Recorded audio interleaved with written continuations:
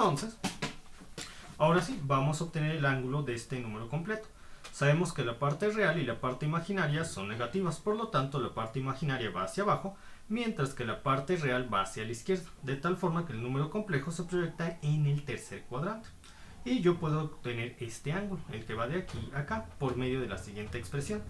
Θ es igual a la tangente a la menos 1 de la parte del absoluto de la parte del número absoluto del valor absoluto de la parte imaginaria 1008 entre el valor absoluto de la parte real 4788. Y este ángulo me da la tangente 1008 entre 4788 shift tangente me da 11.88 grados. Muy bien, 11.88 grados. Pero recuerden que nosotros no medimos los ángulos desde el eje X negativo hacia el vector, los medimos desde el eje X positivo y hacia el vector. De tal forma que este ángulo sería igual a 180, de aquí a acá, que sería todo lo que ocupa el semiplano de abajo, 180, menos el ángulo que acabamos de calcular, que sería 180 menos 11.88, lo cual me da 168.11, pero tomen en cuenta que nosotros, si medimos el ángulo en este sentido, lo estamos midiendo en el sentido de las manecillas del reloj, por lo tanto el ángulo se considera negativo, entonces sería menos 168.11 grados. Ahora vamos a determinar la magnitud del número complejo del denominador. Esta sería igual a la raíz cuadrada de menos 180 al cuadrado más 252 al cuadrado, lo cual nos da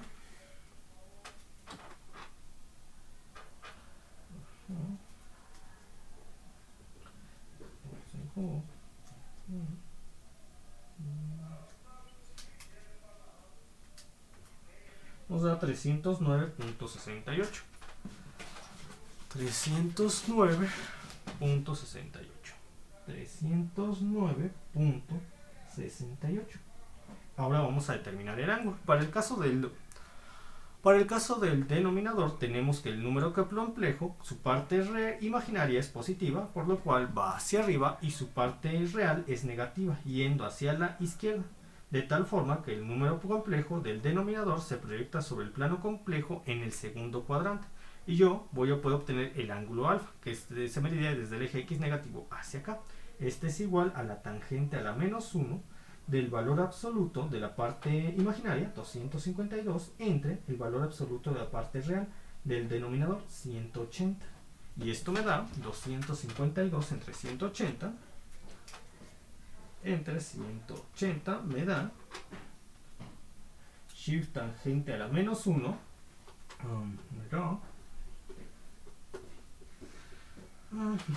Me da 54.46 grados.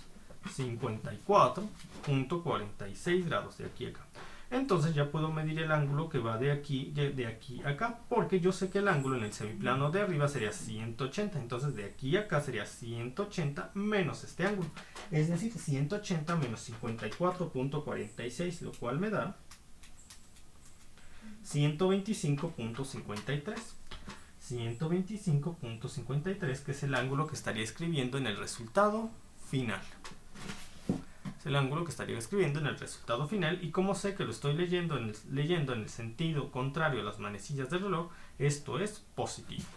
Muy bien, entonces vamos a obtener ya finalmente la impedancia equivalente de esta red eléctrica, que sería igual a 4892.95 entre 309.68. Aquí lo voy a escribir.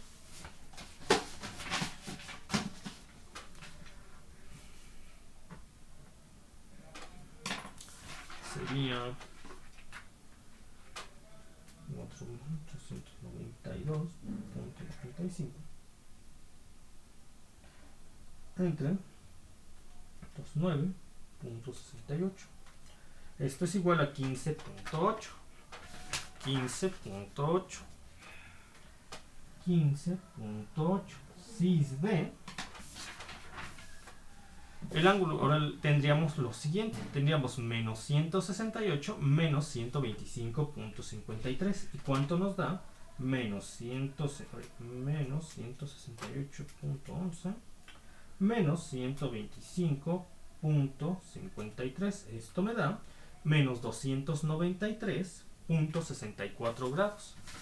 Menos 293.64 grados. Lo cual lo podemos reinterpretar. ¿Por qué? Porque miren, si tenemos un ángulo igual a menos 293.64, quiere decir que va así. Aquí tendríamos menos 90 grados, aquí tendríamos menos 180 grados, aquí tendríamos menos 270 grados. Y por aquí estaría el vector resultante que se presenta al número complejo de la impedancia. Más o menos por aquí estaría. Esto sería igual a tener que 360, porque consideraría todo el círculo, 360, todo el círculo, menos 293.64. Entonces, este ángulo sería igual a tener el ángulo 360 de todo el círculo, menos lo que acabo de recorrer para tener este ángulo de aquí, que está definido de mejor manera que tener un ángulo tan grande y negativo. Entonces la impedancia equivalente sería igual a 15.8 cis de 360 menos 293.64. Eso me da 66.36 grados.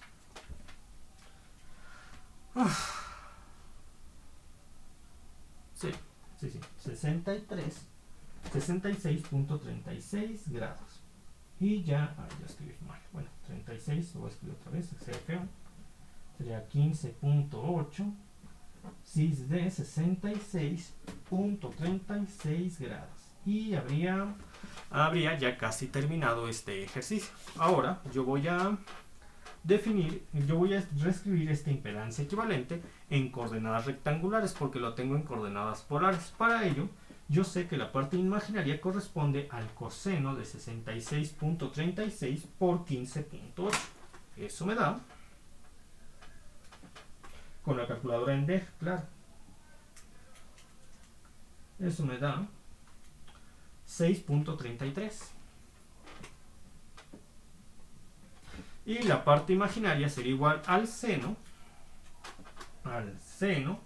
de 66.36 por 15.8, lo cual me da más 14.47 y más 14.47 y ahora sí puedo obtener la impedancia equivalente entre el punto A y el punto B, el cual corresponde a un resistor y una bobina conectadas en serie, donde el resistor tiene un valor de 6.33 ohms y la bobina tiene una reactancia de 14.47. Nosotros sabemos que la reactancia de una bobina es igual a la frecuencia angular omega por la inductancia, donde la inductancia sería igual, como nos dan del valor de la frecuencia angular omega, sería igual a 14.47 entre 2. 14.47 entre 2 es igual a 7.23 henries. 7.23 henries. Y así habría definido finalmente la solución de este problema, donde la impedancia equivalente entre el punto A y el punto B equivale a un resistor y una bobina conectados en serie, donde el resistor tiene un valor de 6.33 ohms y la bobina tiene un valor de 7.23 henries. Muy bien, vamos con otro ejercicio.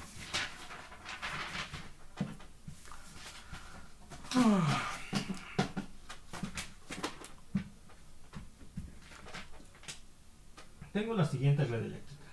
Bobina, bobina, resistor, capacitor, resistor, bobina, capacitor. Punto A,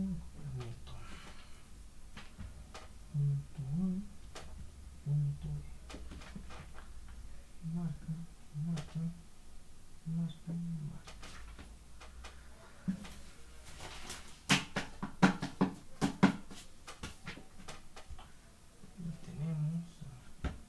6 henries, 4 henries, 6 ohms, un sexto de faradio, un quinceavo de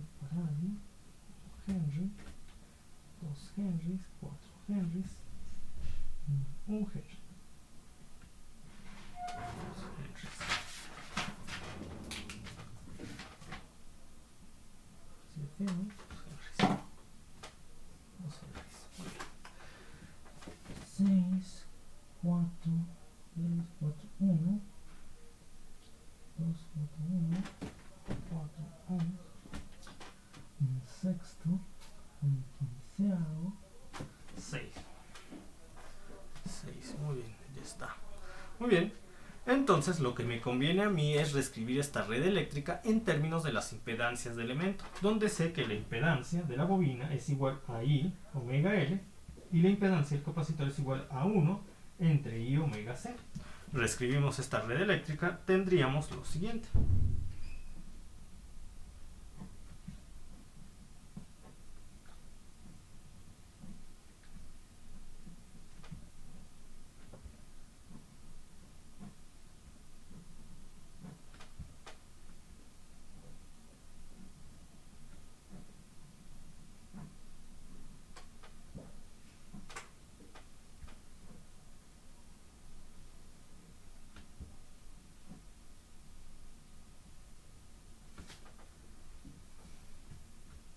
Además, les establecen que para este problema, y esto se los tienen que dar como dato del problema, en la mayoría de las ocasiones lo dan, que la frecuencia angular omega es 3 radianes por segundo. 3 radianes por segundo. Muy bien. Ahora sí, vamos. Definamos las impedancias de los resistores. Como los resistores no dependen de la frecuencia angular omega, sus impedancia, esta impedancia pasa a 6. Y es la impedancia de este resistor, tal como está escrita aquí, 6. La de este resistor, 4. Y ahora vamos a definir las impedancias de las bobinas. Sería igual a lo siguiente. Para la impedancia de esta bobina tendríamos 6 por 3, 18. 18 y... Para la impedancia de esta bobina tendríamos 4 por 3, 12. 12i. Para la impedancia de esta bobina tendríamos 1 por 3, 3i. Para la impedancia de este capacitor tendríamos 1 entre 3 entre un sexto. Esto quiere decir que en el denominador tenemos 3 sextos, lo cual se puede interpretar, es igual a un medio, y 1 entre un medio es 2. Pasamos la i arriba como negativo y tendríamos menos 2i. Ahora vamos por la impedancia de este capacitor, sería 1 entre 3 entre un quinceavo. Quiere decir que en el denominador de su impedancia tenemos 3 quinceavos, lo cual es igual a un quinto.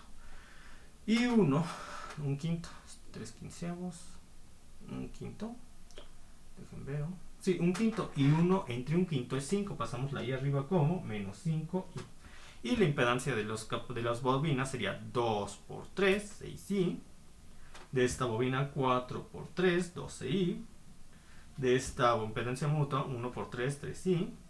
Y ahora yo voy a determinar el sentido de las bobinas. Lo voy a hacer de manera totalmente arbitraria. Para acá, para acá, para acá y para acá. Ahí está.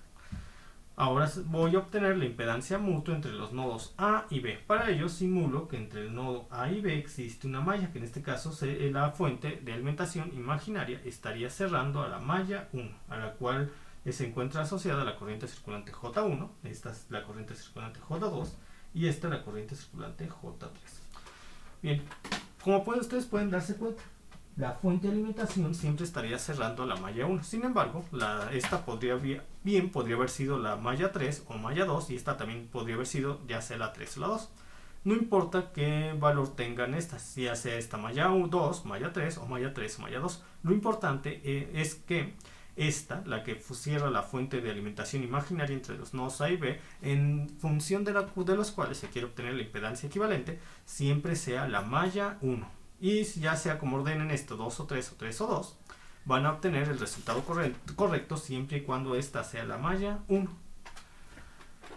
Es el momento de obtener las impedancias propias y mutuas de malla. Muy bien.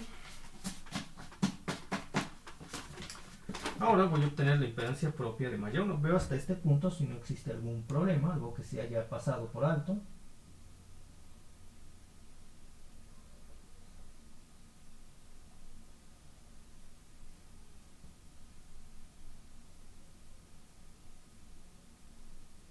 Ya, ahora sí, voy a definir la impedancia propia de malla 1. La impedancia propia de malla 1 sería igual a lo siguiente. Vamos a aplicar la regla número 1. ¿Qué dice la regla número 1? Que se sumarán como más 1 las impedancias propias de los elementos que pertenezcan a la malla, no importando el sentido que tengan con respecto a ella. Entonces tendríamos esta, este y este, que sería 6 más 7i, 12i menos 5i, 7, 6 más 7i, 6 más 7i. Ahora vamos por la impedancia propia de malla 2, que sería, la de malla 2 sería 2, 18 menos 2, 16, 16 más 12, 28 más 4, 4 más 28i. Ahora aplico la regla número 2. ¿Qué dice la regla número 2 de impedancia mutua entre mallas? Que se sumarán como más 2 o menos 2 las impedancias mutuas entre pares de elementos, de tal manera que ambos pertenezcan a la malla, y de acuerdo a los sentidos asignados a las bobinas, en ambos pasamos primero por la bobina y después por la marca, por lo cual consideramos a esta impedancia como positiva. Y además ambos sentidos de ambas bobinas en sus sentidos coinciden con la corriente circulante J2, por lo que tendremos más 2 veces de más 3i, lo cual me da más 6i.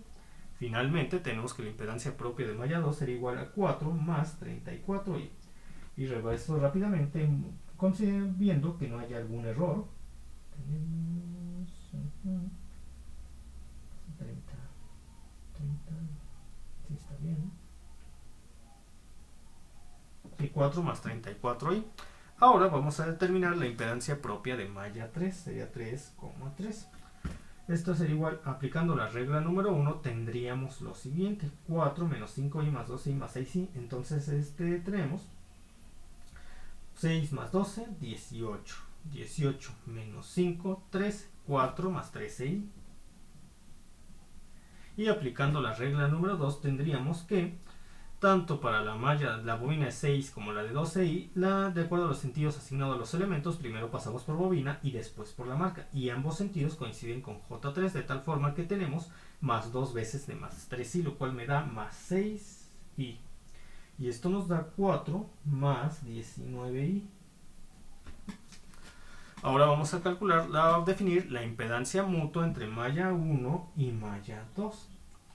Esta sería igual a lo siguiente: ¿qué elemento es común a ambas mallas? Esta. ¿Su sentido coincide con J1? Sí. ¿Coincide con J2? Sí. Entonces tendríamos más 12i. Ahora, esta bobina. Debemos aplicar entre este acoplamiento la regla número 3, dado que esta bobina puede pertenecer tanto a malla 1 como a 2, pero esta bobina solamente pertenece a la malla 2, por lo tanto la 12i se va con 1. Sentido de la bobina 12i coincide con J1, sentido de la bobina 18i coincide con la J2, de tal forma que tenemos más 1 de algo que consideramos positivo. Sería más 1 de más 3i, lo cual nos da más 3i. Con lo que sabemos que la impedancia mutua entre malla 1 y malla 2 es 15i. Ahora vamos con la impedancia mutua entre malla 1 y malla 3, que sería este capacitor al cual le asigno este sentido de manera arbitraria. Solamente este capacitor, este capacitor, y dice: sentido del capacitor coincide con sentido del capacitor coincide con J3, sí. Sentido del capacitor coincide con J1, no. Coincide y no coincide. Más por menos, menos de menos 5 es más 5i.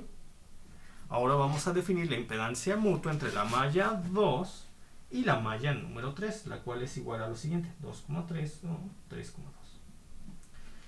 Y el único elemento que es común a ambas mallas es la bobina, el resistor de 4 ohms, cuyo sentido no coincide ni con J2 ni con J3. Entonces tenemos no coincide y no coincide, menos por menos, más de 4.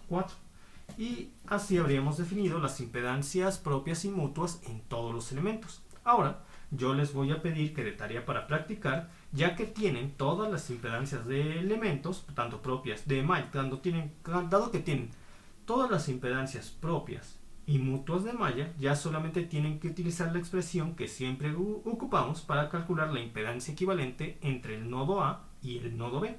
Lo que les pido de tarea que lo terminen y les sirve de ejercicio para practicar. Yo estoy seguro que no les va a constar ningún problema por todos los ejercicios que hemos hecho y los videotutoriales que además se han citado en el canal en el grupo de Google Classroom. Entonces, por hoy me despido. Que tengan buen fin de semana. Nos vemos, hasta pronto, descansan y no se olviden de estudiar para el examen del jueves. Y ahí estaré enviando más.